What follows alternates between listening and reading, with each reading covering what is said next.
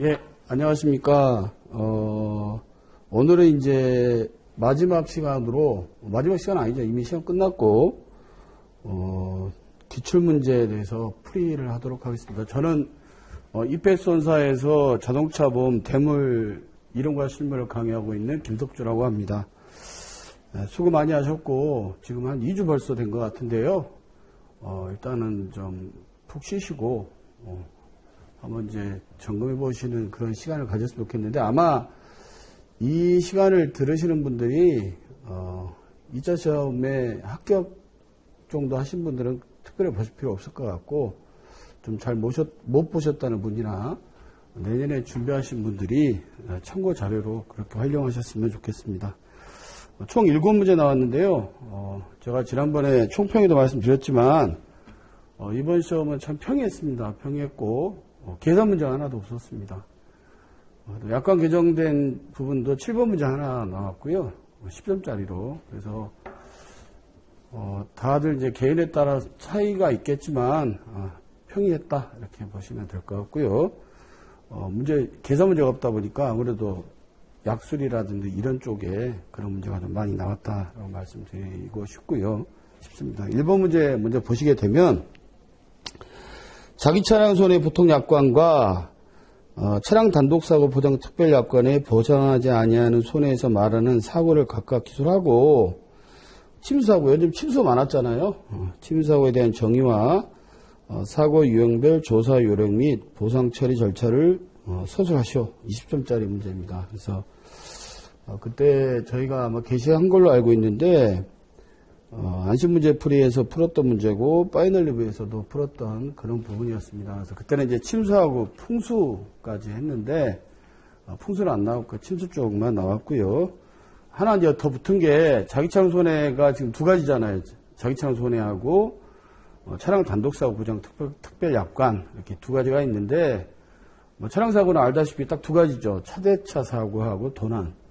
그 다음에 자기 차량 손해 담보 특별 약관은 자차 단독 사고라든지 지금같이 침수, 화재, 폭발 그 외에 나머지 거. 그래서 여기서는 침수기 때문에 차량 단독 사고 보장 특별 약관에 대해서 기술하라라고 보시면 될 것 같습니다. 그래서 일단은 그 목차를 잡은 게 차량 단독 사고 보장 특별 약관에 대해서 하나 대목차 하나 하고 두 번째 침수 사고 이렇게 정했고. 사실 중요한 게 침수사고가 중요한 거죠. 그 이슈가 되는 것들이 시험에 꼭 나오니까.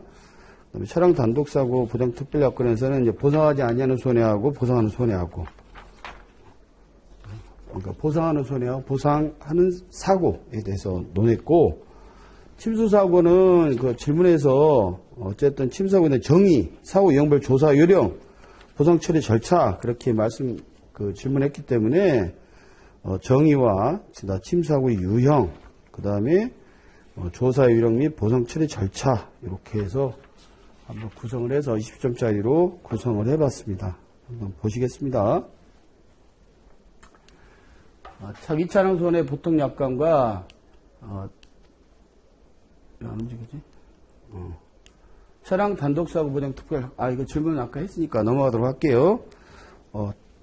방금 아까 차량 단독 사고 보상 특별 약관 같은 경우에 보상하는 손해는 차대차와 도난을 제외한 사고라고 말씀드렸기 때문에 그런 부분들을 언급하시면 될 것 같아요. 그래서 일단 피보험자동차 소유 사용 관리하던 중에 사고로 피보험자 자동차에 생긴 직접적 손해를 보상한다라고 써주시면 될 것 같고, 보상하는 손해는 아까 말씀드린 타차와의 충돌이라든지 도난 사고에 대한 것을 언급하면 안 되겠죠. 타물체, 타차가 아닌 타물체와의 사고, 충돌, 접촉, 추락, 폭발, 낙뢰 이런 것들을 써주시고, 여기서 타물체라고 하는 것은 구체적 형태를 가지고 있는 것으로 충돌이나 접촉에 의해서 이제 파손이 일어나야 되는 것이죠. 그래서 전에 한번 얘기했지만 여기에서 그런까지 논할 필요는 없겠지만 차 가다가 비닐류가 이렇게 붙어서 했다는 것도 타물체에 보이는 거니까 사고를 보여주고, 또 전에 그 본네트가 이렇게 꺾였다. 그것도 바람도 타물체로 보고 있습니다. 다만 이제 연료 주입구에 무슨 설탕이라든지 이런 거 넣은 것들, 그것들은 이제 타물체로 보지 않는다는 그런 것들이 있습니다. 그래서 그런 내용들을 써시면 될 것 같아요. 그래서 터물체와의 충돌, 접촉, 추락, 전복, 차량 침수로 인한 손해. 그 다음에 터물체는 어떤 것이다. 아까 말씀드린 대로 엔진 탱크나 연료 탱크에다가 엔진 룸이나 연료 탱크에다가 이물질, 설탕이나 소금 같은 거 넣는 것도, 모래 같은 거, 그런 거는 타물차의 접촉 이런 걸로 보지 않는다. 고의성이 있는 거잖아요. 그 다음에 두 번째가 이제 화재라든지 뭐 폭발, 낙뢰 뭐 이런 것들도 차량 손해에 자기 차량 단독 보장 특별약관에서 보상하는 손해에 포함되겠습니다. 이제 제일 중요한 게 침수 사고죠. 이번에 침수 많았죠. 침수 알다시피 두 가지 유형으로 나눌 수 있겠죠. 유형 본다 그러면 뭐 많겠지만 이제 크게 본다 그러면 아파트 같은 데라든지 아니면 그 우리 강남에 보면 거기 그 하천 제방 거기다가 주차할 수 있게 돼 있잖아요. 그런데 주차할 때 물이 차가지고 이제 아니면 아파트에 작년도도 포항 같은데 이런 데서 물이 차서 이렇게 침수되는 경우가 있을 수 있고, 또 하나는 이번에 오송 지하차도처럼 주행하다가 들어가면서 물이 차서 하는 손해, 이제 두 가지 유형으로 나눌 수 있겠습니다. 그래서 크게 보면 주차등 사고 같은 경우는 이제 주차선 안에 있고 주차가 돼 있었을 때 이렇게 물에 차서 이렇게 했던 부분들은 어떻게 보면 불강력적인 부분이 많이 있잖아요. 그래서 할증은 되지 않고 할인만 유예합니다. 1년 동안. 다만 이제 오송 지하차도 같은 경우라면 그때는 물론 이제 이번에 같으면 국가가 좀 통제하고 이런 것도 좀 필요했을 부분이 있는데, 어쨌든 운전자가 위험을 예견하고 들어가야 되는데 무리하겠다라는 그런 것들 때문에 여기서는 이제 할증이 되는 그런 부분이에요. 그래서 여기 보시게 되면 유형을 한 세 가지로 나눠놨는데 주로 이제 세 번째 유형이 많아요. 한번 보겠습니다. 정의복이나 침사고는 이제 장마철 같은 때, 태풍, 홍수해일. 원래 우리가 면책 손해에서 그 99년도까지는 지분 태용해, 자기 차량 손해는 지진, 분화, 태풍, 홍수해일이 면책이었는데 99년도, 98년도 그때 뭐 엄청나게 지금처럼 비가 많이 올 때가 있었어요. 의정부 쪽이라든지 지대산 쪽에. 그러다 보니까 태용해, 태풍, 홍수해일은 면책 손해에서 빠졌습니다. 그래서 지금은 대물에서는 있는데 대물 손해는 지분 태용해, 지진, 분화, 태풍, 홍수해일이 다 면책 손해인데 보상하지 아니하는 손해인데, 자동차 손해는 99년 5월 1일날 약관 개정되면서 태풍, 홍수해일은 보상하지 않는 손해 빠졌어요. 그래서 지금 보상하는 겁니다. 다만 지진, 분화는 여전히 보상하지 않고 있습니다. 우리나라는 지진, 뭐 분화 이런 거는 아직까지는 크게 없었잖아요. 앞으로 어떻게 될지 모르겠지만, 그래서 태용해는 자기 차량 손해는 보상하는 손해다. 그러다 보니 침수 손해에 대해서 이렇게 열거하고 시험 문제 나오고 있는 거예요. 장마철에 태풍, 홍수해일 등에 의해서 자동차가 물에 잠기거나, 이거는 이제 주차됐을 때 얘기하는 거죠. 그 다음에 물이 차내로 유입돼서 자동차가 기계적, 전기적 결함 등 일으키는 사고를 말한다. 이거는 이제 주행 중 내지는 운행 중으로 보여지죠. 다만 여기서 보상하지 아니하는 것 중에 제외되고 있는 게 문 열고 갔을 때는 이제 유예를 하고 있어요. 그래서 문 다 닫고 있을 때를 얘기하는 것이고, 그다음에 약관에서는 뭐 흐르거나 고여있는 물, 역류하는 물, 범람하는 물, 하수 등에서 자동차가 피곤하게 잠기거나 빠지는 것을 말한다. 다만 이제 아까도 말씀드렸지만 도어나 루프를 개방해서 빗물이 들어온 건 침수 사고로 안 봐요. 그러면 이제 아까 이제 두 가지는 어쨌든 보상하는 손해이긴 한데, 할증이 되냐? 1년간 할인만 유예하냐? 그럼 어쨌든 주차등 침수가 조금 유리하죠? 그러면 만약에, 뭐 별건 아닌데 보상을 안 해주는 건 아니니까. 근데 이제 할인할증에서 우대가 있기 때문에 주행중 침수를 뭐 도로가 아닌 장소라고 그러면 도로 옆으로 이렇게 이동시켜서 만약에 침수가 됐다고 거짓말 쳐서 주행중 침수다라고 얘기할 수도 있잖아요. 그래서 그런 것들은 뭐 여기 시험에는 나와 있지 않지만, 실린더 블럭에 차가 물이 들어있냐 안 들어있냐 판단하면 돼요. 실린더 주행 중은 이게 피스톤 운동을 하기 때문에 흑객으로 물이 들어가서 실린더 블럭 엔진 룸 내에 물이 들어가 있겠죠. 그러니까 그거는 주차등 침수라고 만약에 하게 되면 위장사고죠. 위장사고. 모랄 해저 사고고, 아까 얘기했던 대로 주차등 침수 같으면 차가 시동을 켠 게 아니기 때문에 실린더 불응에 물이 없을 것이고, 운행 중이나 주행 중, 뭐 운행 중 똑같은 겁니다만, 운행 중 침수는 엔진이 움직이다 물이 들어갔으니까 그때는 엔진 운용 내에 실린더 블럭 내에 물이 들어있을 것이다 이렇게 보시면 될 것 같아요. 이제 침수하고 유형 아까 얘기했던 대로 운행주 침수하고 주차장치 두 가지 있다고 했는데 운행 침수 이제 보통 유형이 뭐 여러 가지 있겠지만 크게 보면 한 세 가지 정도 있다. 그리고 이건 할증이 된다. 태풍 공세일 등으로 도로 유실 또는 침수지가 알면서 운행하다 침수된 경우. 알았다 몰랐다를 입증하기가 쉽지는 않겠죠. 그죠? 대부분 몰라서 들어갔겠죠. 설마 알면 들어갔겠습니까? 뭐 누가 막았는데 들어갔다 뭐 이런 경우 이제 그때는 확실하게 입증이 되겠지만 두 번째 천재지변에 침수가 알면서도 주의를 게을리해서 침수된 경우. 뭐 옛날에 그 철도 횡단보도 이거 전기 그 번호판 내려오는데 딴 생각하다가 딴 데 보다가 들어가는 경우 뭐 이런 것도 있을 수 있겠는데 이런 경우는 뭐 누가 막았는데 들어갔다 뭐 이런 경우가 해당이 되겠죠. 보통 유형이 세 번째가 많아요. 침수된 지역을 무리하게 운행하다 침수된 경우 이게 제일 많습니다. 그래서 이번 오송지하차도 거기 뭐 블랙박스 영상들 보게 되면 물이 들어오는데도 앞차가 따라 들어가는 경우 뭐 이런 것도 있죠. 판단을 정확하게 못하는 거죠. 예견해서 들어가는 거죠. 그래서 이런 경우는 할증은 된다. 그 다음에 주차중 침수입니다. 이거는 실린더 블럭에 물이 안 들어가 있겠죠. 그래서 차량이 주차 상태에서 아파트라든지 아니면 아까 얘기했던 개천 고수부지에 있는 주차장 같은데 한강 고수부지 이런데 태풍이나 홍수 등으로 인해서 불이 불어난 물에 의해서 차량이 침수한 사고로 지상 또는 지하 주차장 내 정상의 주차 구역선 내에 주차 상태에서 침수가 발생한 경우로 할인이 1년간 유예된다. 그러면 주차선 아니면 어떻게 해야 그때는 할인 유예 안 돼요. 근데 뭐 그거는 여러분 명기 안 하셔도 돼요. 실무하실 때 그건 필요한 부분이고.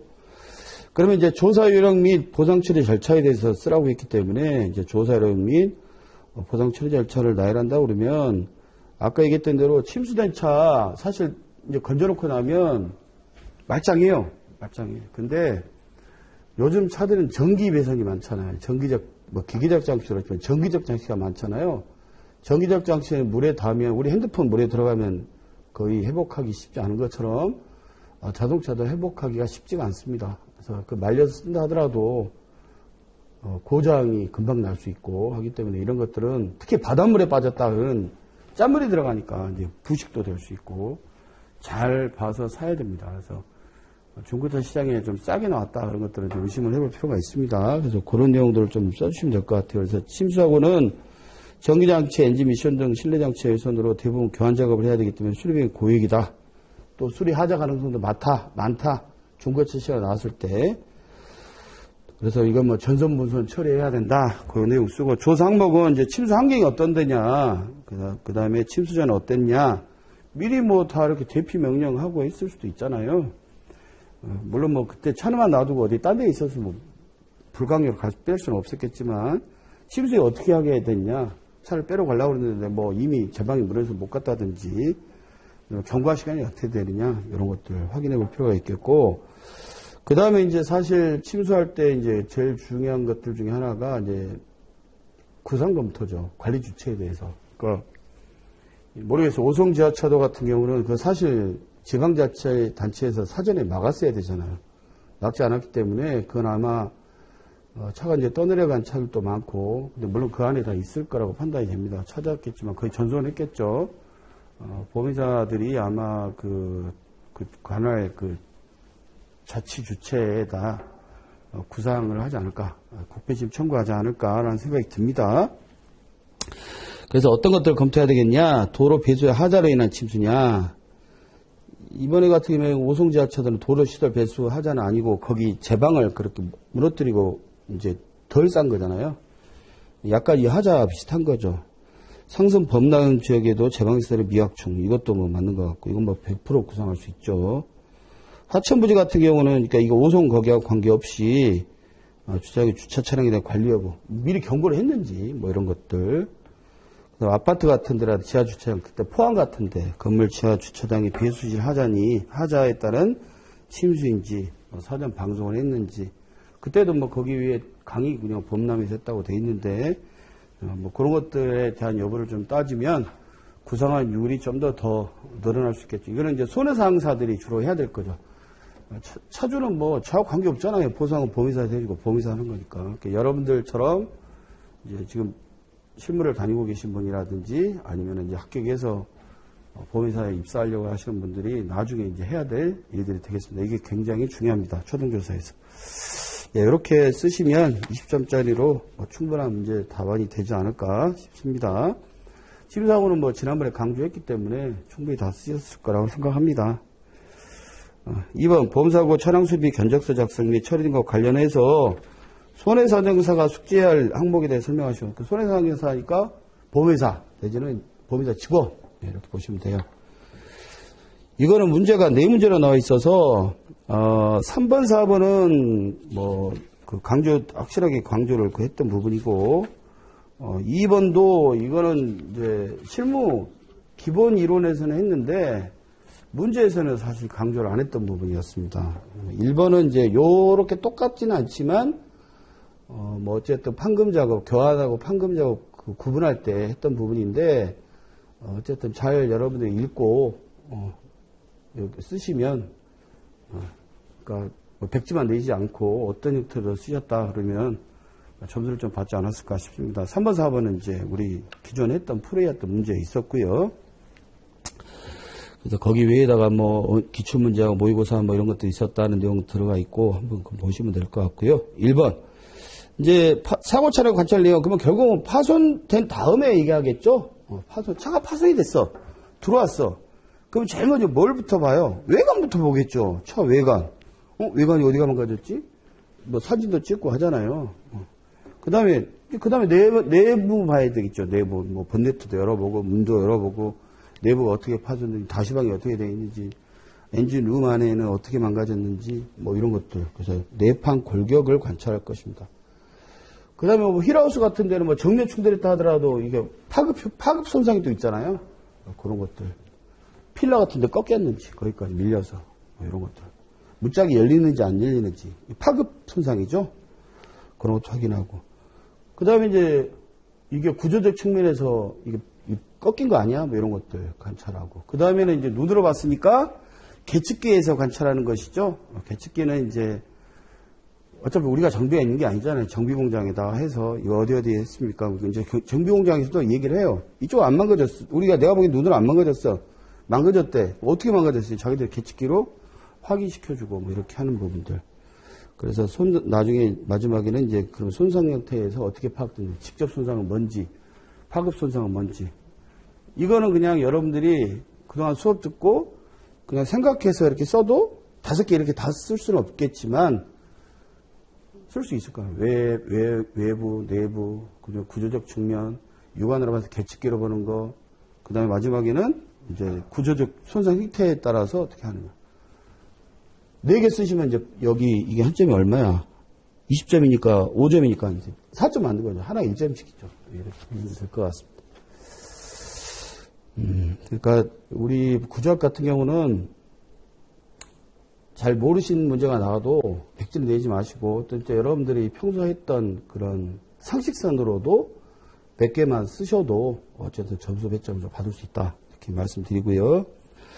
두 번째는 이제 작업항 설정할 때 고려할 사항이, 우리 견적서 작성할 때 보면 주로 부품 쪽하고 공입 쪽 작성하죠. 근데 공입 쪽 작성에 필요한 게 이제 작업 항목이죠. 작업 항목. 그러면 이제 주체 작업, 부대 작업, 이거 여러분들 기억나실려나 모르겠습니다. 주체 작업, 그 다음에 부대 작업, 부가 작업이라고도 해요. 세 번째가 보수 작업, 네 번째가 관련 작업. 그래서 그때 표로 제가 말씀드렸던 거 기억나실지 모르겠지만, 주체 작업이 제일 주가 되는 작업이죠. 주체 작업. 제일 큰 작업이에요. 근데 이제 부대 작업이나 부가 작업은 주체 작업만큼 크지 않아. 그래서 별도로 공입 산정 안 해도 돼요. 이 안에 들어가는 거야. 요거는 부대 작업 내지는 부가 작업이에요. 그 공입 작성할 때 별도 작성 안 하겠죠. 어차피 주체 작업 안에 다 들어가 있으니까.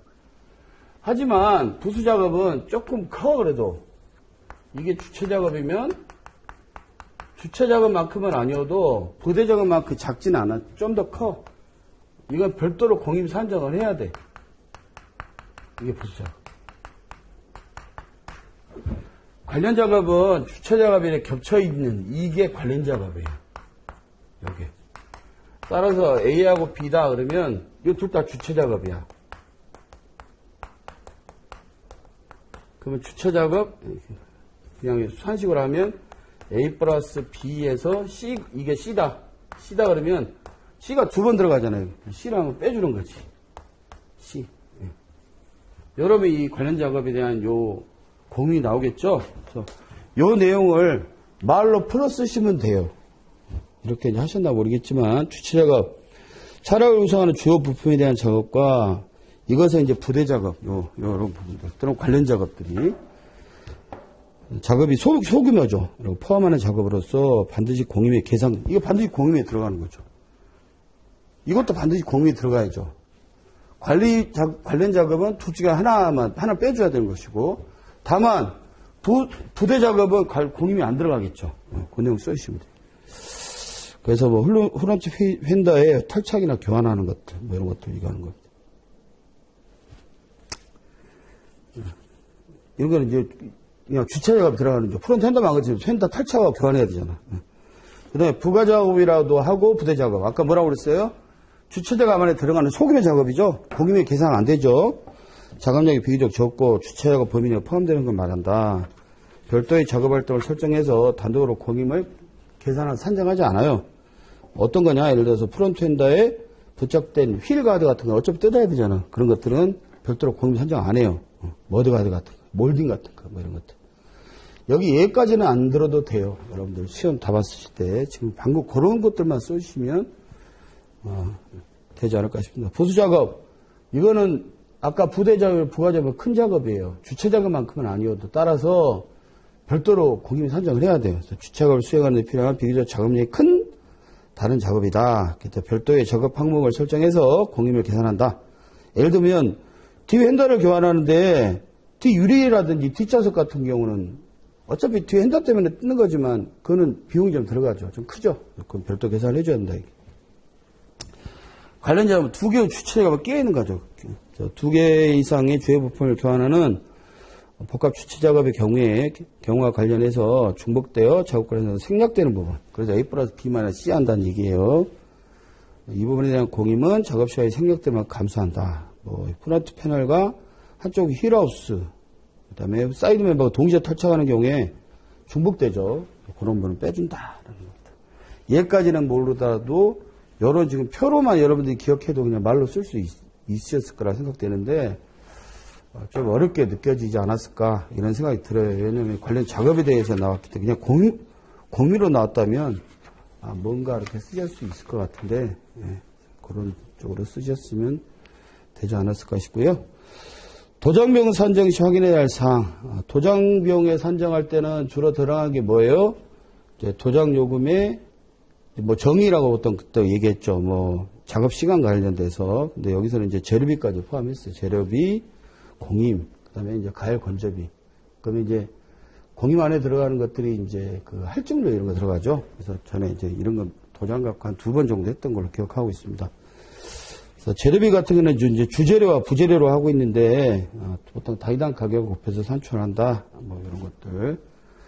도장 작업 시정한 산출은 실제 소요된 도장 작업 시간에다가 1시간 더 공임 곱하면 나오죠. 그래서 보통 이제 기본 시간은 전체에 대한 거죠. 전체에 대한 거, 전체 소요 시간, 도장 부품 개수라든지 뭐 작업 면적이 비례하죠. 이거는. 하지만 공통 시간은 그러니까 이제 원래 그렇게 이렇게 정의가 되어 있기 때문에 그렇게 외우셔야 되는데 기본 시간이면 좀 작을까, 공통 시간이 더 뭐 많을까 이렇게 생각될 수 있지만 기본 시간은 전체적인 부분 얘기하는 것이고 공통 시간은 단위당 그 가게 하나. 그래서 여기는 도장 부품 개수와 작업 면적에 관계없이 딱 1회 과정만 산출해요. 뭐 조색작이면 조색작업 하나 뭐 이런 식으로. 아까 얘기했던 대로 기본 시간은 전체 소요 시간이니까 뭐 연마라든지 퍼티 바르기라든지 뭐 이런 것들은 그거 전체적인 거. 할증률 이런 거로 구분하고 우리가 시간 계산할 때는 이제 세 가지로 나누죠. 준비 작업 시간, 뭐 공구라든지 이런 걸 준비하는 거, 그 다음에 정비 작업 시간이 실제 이제 수리하는 시간이 되겠고, 여유 작업 시간은 뭐 생리현상 하품하고 뭐 기지개 펴고 뭐 소변 보고 뭐 이런 것들이죠. 그래서 그런 시간, 그 다음에 퍼트 및 도료 건조 시간 이렇게 네 가지로 나누게 되고, 할증률은 할증하게 되는 그 부품에 대해서만 하게 되는데 보통 세 가지죠. 10% 펄리싱, 20% 그다음에 보카시, 그다음에 30% 투톤. 투톤은 요즘 거의 없지만 한다. 뭐 이런 것들을 써주시면 될 것 같아요. 그러니까 추가 작업이 있기 때문에 할증하는 것이고, 시행한 편에만 하는 것이죠. 그 다음에 가열 견조 비용 같은 경우는 부스에 들어가서 1시간 동안 하는 그 시간하고, 그 다음에 거기에 들어가는 1시간의 열처리 비용 곱하면 나오겠죠. 실제성의 작업시간 곱해 산출한다. 뭐 알다시피 1시간의 열처리 원가에는 뭐 여러 가지 비용 들어가죠. 인건비도 들어가고, 무슨 이윤도 들어가고, 잡비도 들어가고, 감가도 들어가고 이런 것들이겠고, 그 다음에 열처리 그 시간 같은 경우는 바로 딱 들어간다고 바로 이게 열처리가 들어가는 게 아니죠. 예열도 시켜야 되고, 또 건조하는 시간도 있어야 되고, 또 냉각하는 시간, 그거 다 포함해서 하게 된다. 근데 여기서는 여러분이 거기까지 안 쓰셔도 돼요. 도장만 따로 이렇게 뭐 10점, 20짜리 같았으면 그런 것들 써주시는 게 좋은데, 이거는 그냥 하나 5점짜리로 나온 거기 때문에 아까 얘기했던 대로 가열 건조 비용 1시간당 원가, 그다음 곱하기 열처리 시간 이렇게만 해줘도 충분하지 않을까 싶습니다. 그래서 이것도 지금 저희가 여기 써놓은 게 한 3가지 정도 되죠? 네 가지 정도 되기 때문에, 어쨌든 하나당 2점 정도 이렇게 해서 계산한 것 같으니까, 어쨌든 뭐라도 쓰셨으면, 아까 뭐, 도장 관련돼서, 열처리 부수 비용이라든지, 그 다음에 그 할증이라든지, 또 원가, 도장 원가에 대한 거라든지, 이런 거 아마 주재료, 부재료는 안 쓰실 가능성이 높은데 나머지는 좀 쓰지 않았을까 싶습니다. 그러면 한 3점 정도는 받지 않을까 하는 생각이 들고요. 마지막 부품 교체 판단 요건, 이것도 우리가 다 했던 문제입니다. 공부했던 문제고, 우리 다 5조건에 보면 is, 그러니까 성안 내미경, 성능, 안전, 그다음에 내구성, 미관, 경제성, 성안 내비경을 판단 기준으로 보게 되면 성안을 하나 집어넣고 내미를 하나 집어넣고 경제성 하나 해서 3가지로 나누면 성능이나 안정성 때문에 보안 부품이죠. 보안 부품. 안전도가 크게 저하가 되거나 보안이 미달하는 거, 보안 부품.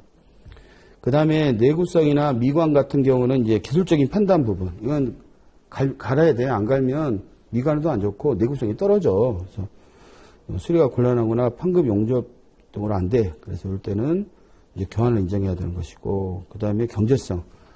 부품 교환하는 게 수리한 것보다 돈이 더 싸. 그러면 이제 교환해야 되겠죠. 그래서 그런 내용들 써주시면 될 것 같아요. 그래서 이것도 여러분들이 성안 내비경이 다 이해가 기억이 안 나더라도 경제성 같은 거라든지 내구성 같은 거라든지 또 미관이라든지 이런 걸로 꼭 이렇게 3가지로 안 쓰더라도 그 5가지 중에서 몇 가지만 쓰셔도 최소한 3점 정도는 받지 않을까 하는 생각이 듭니다. 예, 이렇게 하시면 될 것 같습니다. 이제 3번 문제가 약간 킬러 문제 비슷하게 나왔어요. 이거는 저희도 수업 때 안 했고, 제가 알기로 타 학원도 안 한 걸로 알고 있는데, 이제 1차를 들으신 분들은 보호법 시간에서 이거는 다루긴 다뤘는데 뭐 이렇게까지는 안 들었어요. 내가 한번 들어봤는데 우리 선생님이 요거 하시긴 하셨는데 이렇게까지 구체적으로 안 했습니다. 그러니까 아마 나만 모르냐, 다른 사람도 모른다, 불이타 문제다 이렇게 생각하시면 되는데, 이제 실무하셨던 분들은 그래도 조금 실무할 때 한 게 있기 때문에 그런 것들 좀 이렇게 정리해서 쓰시면 어느 정도 점수가 되지 않았을까 싶습니다. 그래서 뭐 올해는 안 이제 내년에 안 나오겠지만 또 이것도 한 3, 4년 후에 나올 수도 있어서 이제 내년에 하시는 분들한테는 교재 편찬할 때 이것도 넣으려고 합니다. 넣으려고 하는데 이게 과연 우리 자동차 보험 대물 이런 거에 실무에 맞는지는 모르겠어요. 이거는 아마 우리뿐만 아니라 뭐 재산보험이라든지 또 자동차 대행이라든지 그런 다 필요한 부분이고, 사실 이제 어떻게 보면 여기가 지금 손해사정서 뭐 이런 거기 때문에 재산보험 쪽은 많죠. 재산보험 쪽 위탁손사 이런 데서 리포트 들어오잖아요. 근데 자동차 대행 같은 경우도 그렇고 우리 자동차 대행을 하는 분들도 그렇고 위탁손사에 맡겨서 하는 게 아니기 때문에 뭐 거기서 손해상사가 워낙 그런 건 아닌데 우리가 하는 것들이 우리가 어쨌든 지금 여러분들 보험사 입사하게 되면 이제 자격증 있으시면 자격증 있는 사람, 그 다음에 나머지 5명까지는 이제 그 업법상 보조인으로 할 수 있잖아요. 여러분들 이제 들어가면 5명의 동료가 보조인 들어가요. 여러분들 도장이 이제 찍힌다고. 이렇게. 그러면 고용손해상사지만 보험회사에다가 레포트 내는 거랑 똑같아요. 그게 손해사정서입니다. 그래서 여기 보게 되면 손해사정 접수 및 처리 절차는 보험업 감독 규정이 있어요. 그 다음에 이제 손해상사 기재 및 설명사항은 시행 세칙에 들어 있습니다. 그러니까 이제 여러분들은 우리 여기 대물 손해사정사, 차량 손해사정사가 개업하는 자격증은 아니지만 이제 우리 고객 상대는 안 되지만 나중에 여러분들이 이제 은퇴하시면 여러분들 다니던 회사에서 이제 물건을 몇 개 이렇게 받아서 할 때 그때는 보험회사 측에다가 의뢰인이 보험회사니까 손해사정서를 이제 기재해서 보내야 되잖아요. 그때 이제 이런 것들이 필요합니다. 그래서 이거 한번 보시면 뭐 저도 이거 제가 쓰라 그러면 저도 안 보고 쓴다 그러면 제가 이제 나름대로 아는 거를 쓰는 거지만 빠지겠죠 많이. 일반 손해상사 접수 및 처리 절차 감독규정 따온 거예요. 감독규정. 1번 보험회사 첫 번째가 뭐예요? 일단 지급해야 돼요. 보험회사는 손해상사 지출하는 손해상사 접수를 거절을 못해요. 그리고 거절 못하겠죠 당연히. 근데 이제 거절할 수 있는 경우가 어떤 경우냐? 소송이 제기됐어. 소송이 일단 무조건 제일 1위야 1위. 여러분 근감인원에도 소송 들어가면 근감인원 중지돼요. 그 소송이 제기된 경우라든지 또는 보험금 청구권자가 보험회사에다가 이제 청구했을 거 아니에요. 그것만으로 끝나. 그것만으로 해도 보험금 지급 신청 완료됐어. 이런 경우 그렇고 3년간 이내에 돈을 벌써 줬어. 이런 경우 제외하고는 두 가지 경우 제외하고는 손해사정사에 제출하는 접수를 거절 못해요. 그거 하나 있고 그다음에 이제 통보하는 부분이 뭐냐면 이제 접수했어. 접수하게 되면 지체 없이 돈을 줘야 되겠죠. 보험금 심사 지급해야 되는데 이제 10일 이내에 안 주게 될 경우에 10일 이내에 그 사유를 통보해야 돼요. 어떤 경우 있냐? 다르게 기재됐어 보니까 우리가 봤던 그 뭐 관련 법규라든지 또 그 피보험자나 피해자가 청구권자라고 그러면 거기하고 손해상사의 내용하고 이의적이었어. 그 보니까 이건 아니야. 이거 손해상사 잘못 기재한 거야. 뭐라든지 또는 민원이 들어갔거나 소송이 제기됐거나 보험사기 수사가 진행이 됐거나 뭐 이런 것들이면 이제 안 되는 거예요. 근데 이거 반드시 통보해 줘야 돼요. 그 내용. 모를 거 아니에요. 손해상사. 돈이 안 오니까. 두 번째 이제 그 다음에 이제 세 번째구나. 세 번째 쪽은 보정요구 부분입니다. 보정요구.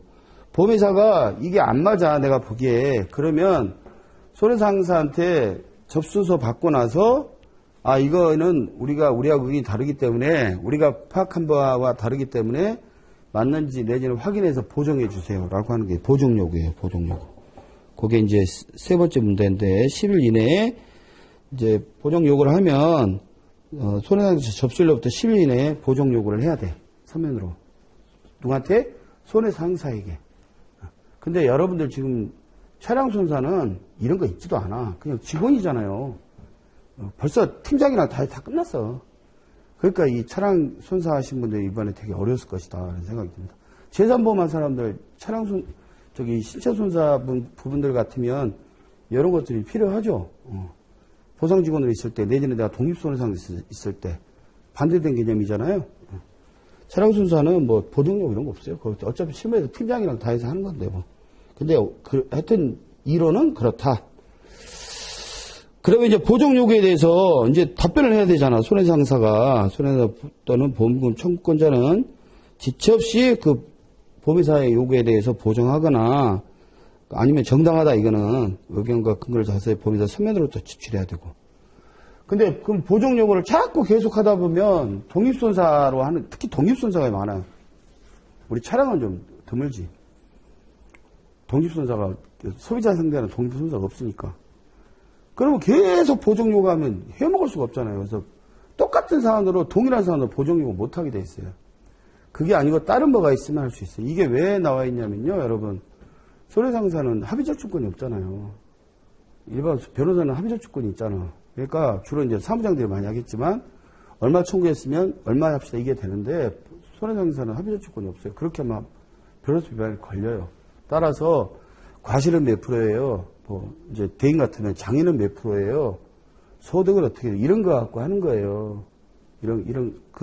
이게 이만큼 틀려요라고 서로 의견이 왔다 갔다 해서 합의점을 받아서 보험금 산정에서 합의하게 되는 거거든요. 그러니까 우리 차량순사 쪽에서는 조금 내가 보기 적절치 않은 문제긴 해요. 그래서 재보증금 이제 다시 보정을 못해요. 여기 밑에 있는 단수 조건 5번에 객관적 명백 반증이 있는 경우, 뭐 자체로 조사하기 전에 틀린 경우 이런 거 빼고는 할 수 없어요. 그 다음에 이제 6번 이제 소송이 제기된 경우는 아까 안 된다고 그랬죠. 그 다음에 3년금리 돈 준 경우 제외하고는 이제 보험을 돈을 줘야 되는데 그렇다 하더라도 이런 경우에 안 줘도 된다라고 앞에 있는 거 또 다시 부연해 설명. 민원 소송 이런 것들 당연히 안 되겠지. 그 다음에 보험금 청구권자 피해자나 피보험자가 손해사정사에 손해상대 이의를 제기했어. 이의를 제기했고 또 보험사도 봤을 때 이게 좀 잘못됐다고 하는데 먼저 보험사가 찾아냈는데 청구권자 피해자나 피보험자가 보험 탈 사람이 아 맞아 그 말이 맞네요. 틀렸어요. 수용한 경우 이럴 때는 돈 안 줘도 된다. 이렇게 되어 있습니다. 좀 어렵습니다. 근데 나만 어려웠냐? 남들도 어려웠을 것이다. 여러분들이 나름대로 그래도 실마시면서 좀 유리했을 것 같긴 한데 그렇다 하더라도 잘 정리해서 쓰셨으면 그 몇 점이라도 받을 수 있지 않을까 싶습니다. 근데 그렇다고 학생 여러분들이 이게 실무자가 유리하다 이렇게 볼 수 없어요. 학생 여러분들은 그래도 공부할 시간이 많지만 실무하신 분들은 시간이 많지 않아. 그러니까 그렇게 막상 딱 나오면 그 정리해 쓰기가 쉽지 않았을 거예요. 두 번째, 이제 손해상의 기재 및 설명상. 이제 주로 독립손사 해보신 분들 같으면 보존에 한 사람은 이거 잘하겠죠. 그 맨날 쓰는 거니까. 기재상. 일단 손해상사를 작성해. 그럼 거기다가 자격. 나는 손해상사 누구예요? 손해상 번호 뭐예요? 보조인 번호 몇 번이에요? 이런 것도 기재해야 돼요. 그래서 수입일자 언제 수임했어요? 수입 내용은 뭐예요? 그 다음에 나한테 위임한 의뢰인은 누구예요? 그 사람 성명은 뭐고 전화번호 어떻게 돼요? 이런 것도 기재해야 돼요. 내용. 그 다음에 자기 손해상사 본인이나 보조인 그 다음에 나 자격 뭐 몇 번 이런 것들 해야 돼요. 내 연락처 어떻게 되고 뭐 이런 것들 써줘야 되고. 근데 보험계약상 그 다음에 이제 중요 근거 및 결과 약관 관계법규 내용들 다 써줘야 되고 또 보험금 산정 그 근거 이런 것들 레포트 그러니까 사정서 손해액 산정서 써야 되고 그다음에 거기 재반 무슨 손해에 영향을 미치는 사항 그다음에 수임료 같으면 나 보수 몇 프로를 받기로 했어 이런 것도 거기다 기재하게 되어 있습니다. 우리 차량순사하고는 많이 관계가 없죠. 설명사항 그다음에 이제 마지막에 손해상사는 손해액 및 보험사의 주요 근거 및 결과 관계법규 약관 뭐 영향을 미친 그런 중요한 사항들 내용들을 거기다 기재하게 되어 있습니다. 굉장히 아마 쉽지 않았을 것이다. 그래서 여러분들 지난번에 강의할 때 얘기했지만 이런 문제 나오면 이건 무조건 지금 이게 몇십 점, 20점짜리인가? 그죠? 그러면 2장 넘기고 다른 문제 D번 4번부터 쓰셔야 돼요. 요거 15점이다. 한 장 반 넘겨띄고 4번 문제 먼저 하고 나머지 다 쓰신 다음에 그때 가서 이제 여러분 창작을 하시든지 생각을 해서 쓰시면 돼요. 정리해서 목차 구성하고. 그랬어야지 이거 잡고 있으면 다른 문제 다 무너져 버려요. 올해 되셨으면 좋겠는데 만약에 안 되신 분들 내년에 하실 때는 모르는 문제는 일단 건너뛰어라. 그렇다고 1번, 2번, 3번, 1번, 2번, 4번, 5번, 3번 이렇게 쓰시면 출제자가 헷갈려요. 그러니까 순서대로 쓰셔야 되는 게 좋기 때문에 3번 문제 모르겠다고 그 20점이면 2장, 2페이지 건너뛰고 4번 이렇게 쓰시면 그렇게 쓰시는 게 좋습니다. 4번 교통의 처리 특례법 그래서 12대 중대법 위반 이거 안심문제 풀이할 때 제가 얘기했어요. 자동차 대인에서 사실 중요한 건데 대인은 2020년도 한번 나왔어요. 그래서 아마 대물에서는 이렇게까지는 안 나오고 나온다 그러면 12대 중과실에 나오지 않겠냐라고 해서 제가 강의했던 여러분들 공부 열심히 하신 분들은 기억하고 계시리라 믿습니다. 이번에 시험에 나왔어요. 모의고사 타면 더 낸다고 그랬는데, 그때 깜빡 빠뜨렸더라고. 네. 어쨌든 안심문제 때 얘기를 했기 때문에, 이거 좀 여러분들 관심 깊게 하셨던 분들은, 쓸 수 있지 않았을까 싶습니다. 아, 이거 눌렀어야 되는데, 이걸 안 눌렀구나, 계속. 죄송합니다. 예. 전에 이제 여러분들 얘기했지만, 교통사고 처리 특례법이 특례법이라고 그랬죠. 이게 뭐 어떻게 보면 특례법이다. 특례법은 아니에요. 특례법이에요. 82년 12월 31일 날 공부됐어요. 그러니까 이제 81년도. 82년 1월 2일부터 시행이야. 그래서 그전에는 우리 교통사고 전에 우리 첫 수업할 때 교통사고 시 책임이 뭐가 있다고 그랬어요? 세 가지. 민법, 형법, 행정.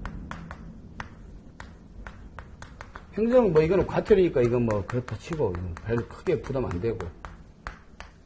민법은 우리 보험회사에서 대부분 다 대인보상, 대인 같은 경우 가입하잖아요. 대인보상 무한. 무한 안 가입한 사람 본 적이 없으니까. 그 다음에 대물 뭐 일정 금액.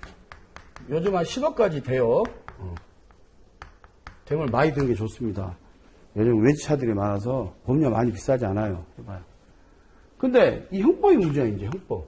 이것도 책임을 져야 되잖아.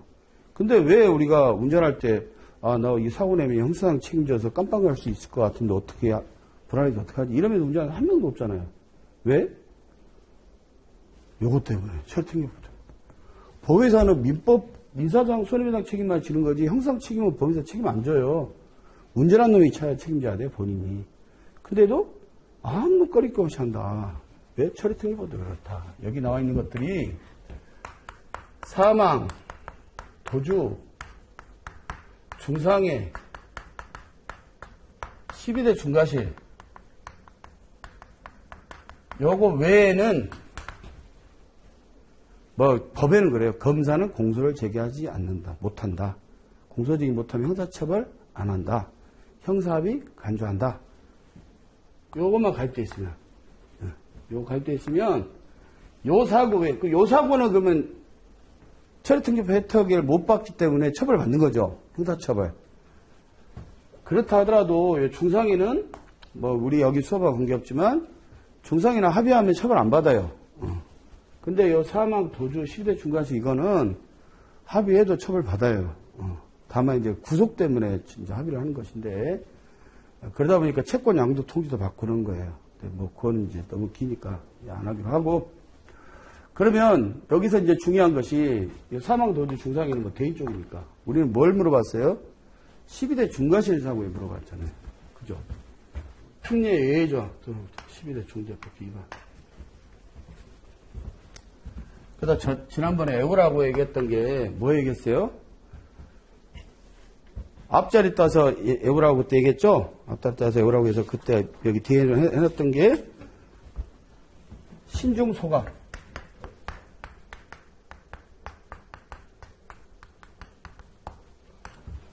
철횡, 무음, 보승, 어화. 12개 맞죠? 요렇게 해서 외워라. 요거 시험에 나올 확률이 굉장히 높다. 왜? 우리는 한 번도 안 나왔고, 대는 20년대 한 번 나왔다. 그렇게 말씀을 드렸어요. 근데 요게 나왔으니까, 이번에 시험 문제 날 때는 뭐 사망, 도주, 중상 이런 거 안 써도 돼. 이거는 대인 쪽이니까, 교통사고 처리특례법은 뭐다라는 내용하고, 아까 얘기했던 대로 요것만 가입되면, 요거 외에는 형사처벌을 받지 않는다.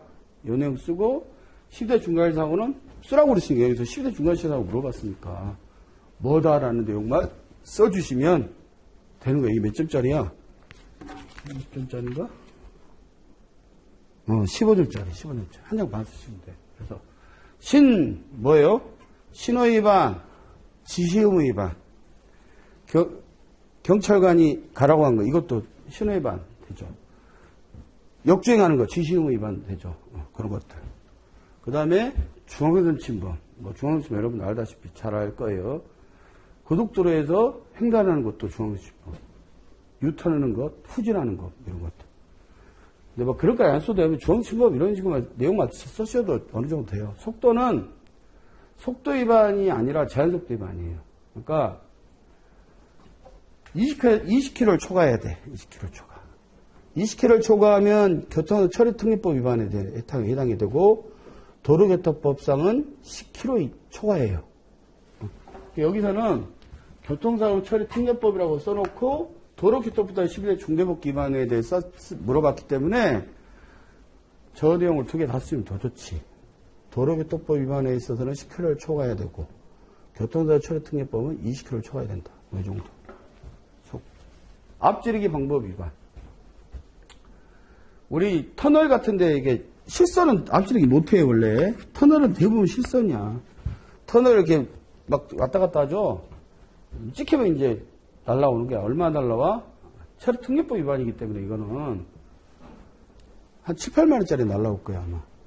그래서 여러분 터널 같은데 실선 있는 데서는 차선변경 하시면 안 돼요. 횡단보도 앞지르기 방법 위반. 또 여기가 이제 그 경보속도로처럼 막 차선이 몇 개 되는 거는 관계없어요. 이렇게 이런 데는 일로 가다가 꼭 왼쪽으로 가는 게 아니라 오른쪽으로 추월해도 되는데 이 옆에가 노견이야. 노견. 여기 딱 실선돼 있고 일로 노견으로 가는 거. 이것도 앞지르기 방법 위반입니다. 그래서 신중소각, 철행무음, 출도 건널목 통과법 위반. 요즘은 이제 많이 없어졌어요. 이게 땅땅땅땅 소리 내면서 내려가잖아. 이게 그전에는 아저씨들이 막 이렇게 내리고 요즘은 보면 이렇게 자동으로 내려오고 그러더라고요. 요즘은 이제 지하로 많이 파고 그러는데 그때 아무튼 땡땡땡한데 그때 들어갔어요. 그러면 안 돼요. 첫개. 횡단보도 보행자 보호무 위반. 이거는 이제 대인하고 물론 관련이 되겠죠. 신호등 있는 거, 신호등 없는 거. 대인 쪽이 많긴 해요. 무면허 운전. 면허 없이 운전한 것도 되고, 면허 정지 등도 되고, 면허 취소된 것도 되고, 면허 정벌 위반도 되고, 또 나는 외국인인데, 국제운전 면허. 입국1년부터 1년이잖아. 입국 1년 지나버렸어. 무면허 운전. 또 사업용은 안 되는데, 사업용차 운전했어. 무면허 운전. 뭐 그런 것들. 무면허 운전도 그 도로 아닌 데에서 무면허 운전 관계없죠. 아파트 내 주차장 같은 경우. 뭐 그런까지 쓰시면 가짜민 형태고, 괜히 잘못 썼다 감점 당하니까. 음주운전은 0.05에서 0.03을 내려왔죠. 99년도에 아마 바뀐 걸로 제가 알고 있습니다. 그래서 0.03% 이상 음주한 게 미달, 면허 정지 사유지. 0.08 이상은 면허 음주한 게 초과, 면허 취소 사유. 보행자 보호무 위반, 보도에서 사고죠. 그 다음에 승객 추락 방지. 승객이 떨어졌다. 이게 대부분 대인 쪽이에요. 그 다음에 어린이 보호구역 스쿨존 사고. 저것도 이제 30km. 저기는 한 13마리 정도 돼요. 뭐 13마리 이런 거 안 쓰셔도 되는데 이제 그 내용 스쿨존 사고. 그 다음에 화물차 고속도로 가면 화물차 막 떨어지면 적점을 떨어지면 대형 사고 나요. 저 사람들은 저게 의무보험이에요. 의무보험. 적재물 배상책임보험이라고. 적재물에 대한 사고와 화물 추락 방지 의무 위반 사고. 요런 거를 이번에 쓰라고 나왔던 문제입니다. 여러분 문제를 써주셨으면 충분하지 않을까라는 생각이 들고요. 다음 5번 문제 보도록 하겠습니다. 이것도 파이널레부터 한번 했던 것이고, 작공 차부속. 여러분 공부 열심히 하시는 분은 기억하실 거예요. 그 5가지를 외워달라 얘기했었습니다. 자동차 수리 작업의 종류 중 표준 작업 시간을 뭐라고 얘기해요? SOT라고 얘기하죠? SOT. 스탠다드 오퍼레이팅 타임. 이건 시험에 나오지 않은 거고. 타임. 줄여서 SOT. 그럼 표준 작업 시간이냐면 아까 말한 작공차부속 표준 작업자가 이제 입사한 지 얼마 안 됐어. 이런 들이 작업을 해. 그러면 안 되겠죠. 좀 숙련돼 있어야죠. 숙련. 그래서 보통 이제 그 2급에서 정비 기능사 자격증이 있어야 되는 거나 입사하고 한 5년 된 사람, 이런 사람이 작업자. 이런 사람이 한 게 표준 작업시간이다. 공장이 가면, 공장에서 하게 되면 수량이 좋게 돼 있잖아요. 뭐 공구도 금방 찾을 수 있고. 근데 밖에서 하는 거야. 그럼 시간이 많이 걸릴 거 아닙니까? 공구 없다. 공구 찾으러 와라. 뭐 미리 준비된 게 빠질 게 있을 수 있으니까. 그 다음에 표준 작업 차량.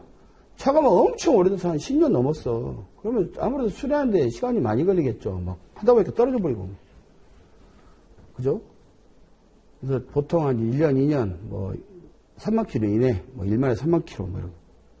그 다음에 작공차, 이제 표준 부품. 그 표준화된 우리 OEM 부품, 순정 부품, 이런 거 얘기하죠. 그래서 뭐, 벤이라고 하는 뭐, 부가 같이 통신망에서 부품으로 수록된 거, 카탈로그가 있는 거, 뭐 이런 것들. 그 다음에 이제 속도는 사실 뭐 크게 말만 돼 있죠. 그냥 정상적인 속도. 그래서 그거에 의해서 표준된 시간이 표준 작업 시간이에요. 이거는 자배법에 규정돼 있어요. 표준 작업 시간은. 그래서 이제 정의를 써주고 이게 몇 점짜리야? 10점짜리구나. 표준 작업 시간. 그 다음에 질문이 아까 표준 정비 시간을 또 물어봤어요. 이게 표준 작업 시간 자동 손해배상 보장. 표준 정비 시간은 자동 관리법이 있어요. 그래서 그 내용 정의 앞에 써주고 그 밑에 표준 5조건 작공 차부석을 쓰면 뭐 훌륭한 답이 되겠어. 한 페이지로. 그래서 표준 작업 시간 특정 작업 수행하는 데 필요한 숙련도와 기술 같은 작업자가 표준화된 작업 환경 및 방법, 공장 얘기하는 거지. 그 다음에 정상적인 작업 속도로 작업을 하려는데 소요되는 시간을 말한다.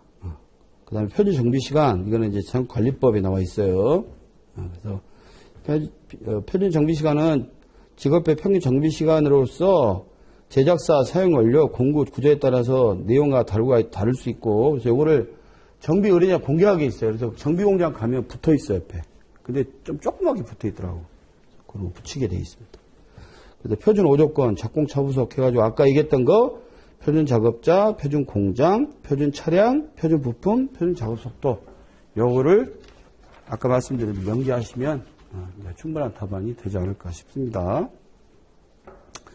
다음 6번 문제입니다. 이것도 조금 여러분들이 쓰시기가 쉽지 않았지 않았을까 싶은 게 과실상계에 대해서는 얘기했는데 비접촉 사고는 수업 때는 얘기를 안 했어요. 수업 때 얘기 안 했고 뭐 다른 학원들 책자에도 보니까 비접촉 사고는 없더라고요.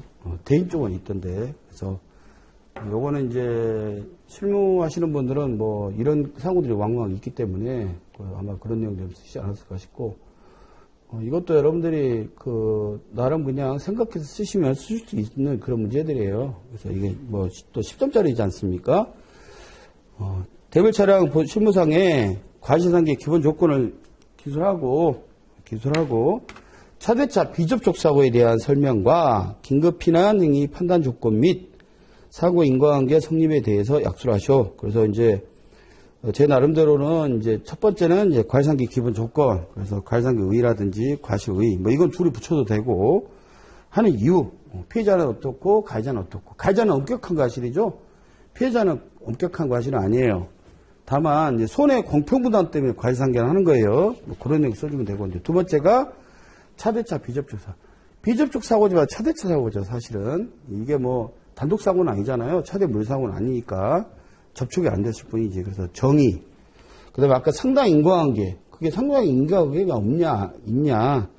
그 다음에 이게 긴급 피난 관련돼서 과실이 어떻게 되느냐. 뭐 이런 내용들 질문한 대로 그런 대로 한번 답을 해봤습니다. 그래서 과실상계 기본 조건은 우리 뭐 교재에도 있고 그 전에 다른 시간대도 이 부분은 했었어요. 그러니까 권역으로 이거는 충분히 쓸 수 있지 않았을까 싶고 이제 비접촉 사고가 조금 이제 처음 하시는 분들 좀 어려울 수 있겠지만 그것도 생각하면 어려운 쓸 수 있지 않을까 싶습니다.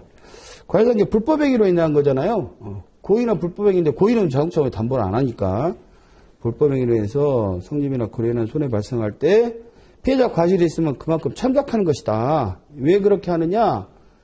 손해 공평분담 때문에 가해자한테는 너무 엄격하잖아요. 가혹하잖아요. 그래서 과실 통상계 기준으로 마땅히 해야 될 의무를 게을리하거나 해서는 안 될 의무를 행한 경우로서 주의미를 위반한 것을 말하고 가해자 과실은 엄격하고 피해자 과실은 그렇게 막 강한 의미는 아니다. 부주의 종류, 약한 부주의다. 약한 의미의 부주의. 가해자는 강한 의미의 주의 의무 위반. 이는 하는 이유가 뭐냐? 아까 얘기했던 대로 손해의 공평분담이다. 손해배상은 기본 원칙에 근거가 된다라는 써주시고. 자, 비접수사고 저기. 차가 갑자기 끼어드는데 받아야 돼요, 꼭? 피할 수 있으면 피해야지, 그죠? 근데 피하다 보니까 차가 크게 사고 날 수가 있잖아요. 이제 그걸 얘기하는 거예요, 여기서. 그러면 이 차자 비접수사고가 진짜 안 피해도 되는데 너무 과잉방어해서 그럴 수도 있잖아요. 제3의 확대된 손해가 나올 수도 있다고. 이렇게 차선 변경하다 피하다가 중앙선 넘어서 마주운차 받는다. 그래서 차선차 교통사고는 보통 차량과 차량 등에서 충돌이 인해서 발생하지만 도망가버려, 가해자가. 가해자는 없고 피해자만 있는 비접수사고는 충돌 인해 발생한 사고가 아니라 사고를 위반한 운전자를 피해서 사고를 방지하러 간 운전자가 2차적인 피해를 입은 사고를 말한다. 상당 인과이 있냐 없냐? 없을 수도 있어요. 근데 옛날에는 이게 되게 분쟁이 많았는데 요즘은 CCTV도 많고 블랙박스도 있다 보니까 거의 100% 잡혀요. 네, 잡힙니다. 그래서 이제 경찰 관서에서 그걸 많이 가리게 되죠. 이게 과잉방어냐 뭐냐 이렇게 하는데 보통 차선 변경한 차량이 어찌됐든 과실 전혀 안 받지는 않아요. 물론 100대형 사고가 있을 수도 있어요. 판결로 갔을 때. 근데 통상 우리 과실상계를 할 때는 한 30%, 70%까지 보통 상계합니다. 그건 뭐 정답은 아니고.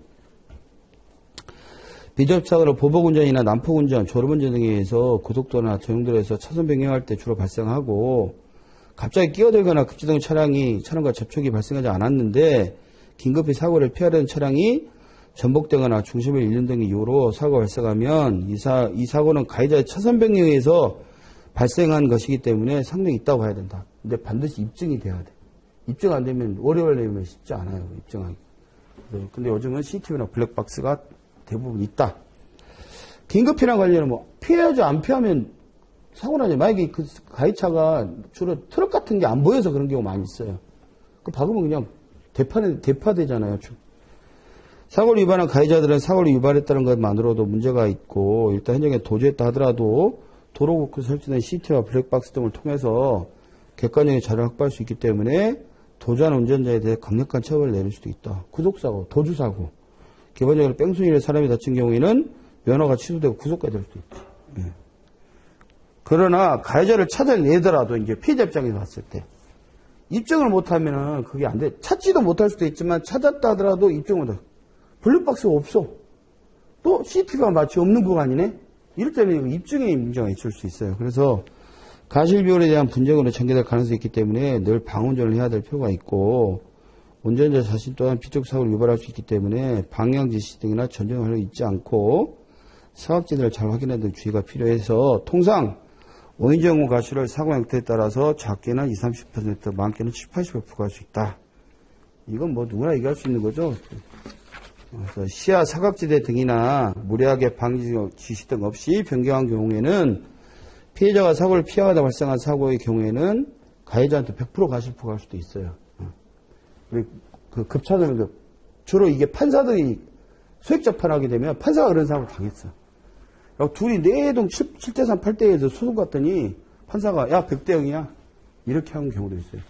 사실 실제로 깜빡이 없이 들어오면 피하지 못하는 경우가 많아요. 실제 덮여 그렇다는 거지. 그래서 100%까지 부과할 수 있는데 일종의 긴급피난으로 봐야 한다.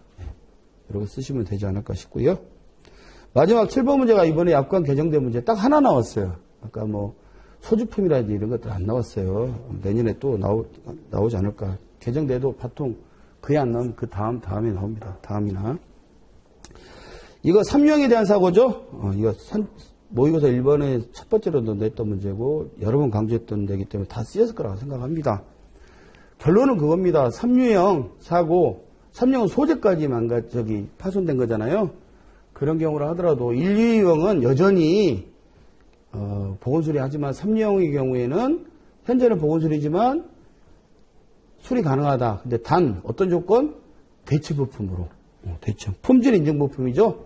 오인 부품 말고 순정 부품 말고 그걸로 수리한 경우에는 보건수리가 가능하다. 이게 정답이에요. 그래서 그 내용을 써주시면 될 것 같아요. 자동차 보험 자기 차량 손해 표준 약관의 경미한 손상을 설명하고, 그럼 1류형은 뭐고, 2류형은 뭐고, 3류형은 뭐고. 오늘은 제가 안 할게요. 따로. 소재 그 전에 얘기했죠? 소재 있고, 도장막 있고, 앞에 투명막 있고, 여기만 망가지면 1류형, 여기까지만 2류형, 여기까지만 3류형인데, 1류형, 2류형은 여전히 보건수리를 할 수 있지만, 3류형은 보건수리 작년까지는 하다가, 올해 1월 1일부터는 보건수리도 가능하겠지만, 수리. 그러니까 수리. 부품 교환. 어떤 부품으로? 오인 부품이 아닌, 순정 부품이 아닌 대체 부품, 품질 인증 부품으로 하게 되면 부품 교환이 가능하다. 이게 약관 개정된 내용이에요. 그래서 개념 아까 그 내용 써주시고, 그 다음에 여기 질문이 설명하고, 그 다음에 유형 손상 상태, 수리기니까 손상 상태, 아까 얘기했던 요 내용 써주시면 돼요. 그 다음에 3류형, 아까 수리 기준은 현행은 그냥 보건수리 한다. 그래서 그 밑에 그럼 개정된 게 뭐야? 단, 제일 아래쪽 제3형 긁히고 찍힌 경미손상의 경우에는 품질 인증 부품의 교체를 허용하며 품질이 없는 경우, 근데 부품이 없어. 그러면 기존대로 해야 되겠죠. 보건수리 해야 되겠죠. 이렇게 하게 되고, 이거는 23년 1월 1일 이후 책임개시 계약부터 적용한다. 이렇게 써주시면 훌륭한 답안이 되지 않을까 싶습니다. 제가 이걸 넘기는 걸 깜빡했어요. 큰 의미는 없었습니다. 그래서 기존대로 이렇게 풀었으니까, 아까 풀어봤지만 계산 문제 하나도 없어요. 그래서 계산 문제가 이제 내년도에는 한두 문제라도 나오겠죠. 이번에 계산 문제 몇 번 풀어봤던 걸로 기억하는데, 그래서 시험이 아무래도 좀 평이했습니다. 멘션 위주로 나왔기 때문에. 어쨌든 이제 주사위는 던져졌고, 여러분들 하여튼 올해 시험 보신 분들 이제 잊어버리시고, 진의사 대천명이라는 게 가장 우리 사람한테 필요한 부분이라 생각합니다. 그래서 물론 이제 나중에 합격, 불합격이라는 그런 개인에 따라서 성공이냐, 꼭 실패라고까지는 보지 않습니다. 인생이 길기 때문에 거기에 결과에 이제 승복하시면 될 거라고 믿고, 잘 되신 분들은 축하드리고, 아직 발표 안 났지만 잘 안 되시는 분들도 꼭 내년도에 다시 도전하셔서, 아깝잖아요. 또 금방 할 수 있습니다. 이제 배우는 게 있기 때문에. 어쨌든 내년도에 꼭 합격하셔서 여러분들이 목표하신 이제 주로 취업이 가장 크잖아요, 저희는. 그래서 메이저 손보사들도 갈 수 있는 자격증 따시면 할 수 있기 때문에 여러분들 소기한 성과를 얻어서 여러분들 인생의 어떤 중요한 모토를 이룰 수 있는 그렇게 성공하시는 인생이 되길 바랍니다. 네. 하여튼 수고하셨습니다. 고맙습니다.